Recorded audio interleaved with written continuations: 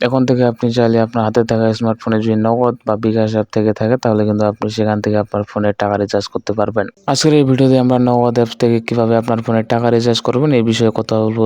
আমি এখান থেকে প্রথমে আমার যে নগদ অ্যাপস, আমি নগদ অ্যাপসে চলে গেলাম।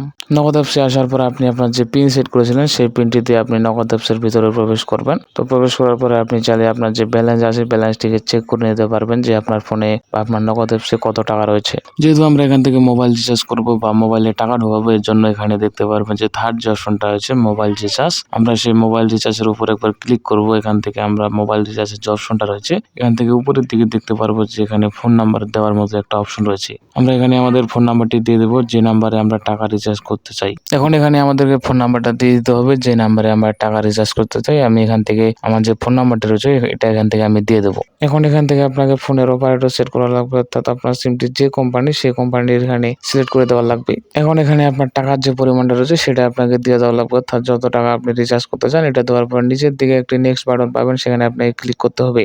এখন নেক্সট অপশনে আপনি দেখতে পারবেন যে এখানে পিন নাম্বার দিতে হবে এবং এখানে যে আরেকটি অপশন আছে পিন নাম্বারের উপরে যে অপশনটি প্রিপেড বা পোস্টপেড। তো যদি আপনার যে সিমটিতে আপনি টাকা পাঠাবেন সেটা যদি আপনার ফোনেই থাকে তাহলে এখান থেকে প্রিপেড দিবেন। আর যদি আপনি চান যে আপনার যে নগদ নাম্বারটি রয়েছে নগদ নাম্বারটি আলাদা এবং যে সিমে টাকা যাবে সেই নাম্বারটি আলাদা, তাহলে আপনি এখান থেকে পোস্টপেড দিয়ে সিলেক্ট করে দিয়ে টাকা পরে পাঠিয়ে দিতে পারবেন। এখন এখানে আপনাকে কিছুক্ষণ ট্যাপ করে ধরে রাখতে হবে এই গোল দাগটা পূরণ হওয়ার পর্যন্ত। এটা পূরণ হয়ে গেলে আপনার যে টাকা রিচার্জ সেটা কিন্তু সম্পূর্ণ হয়ে গেছে।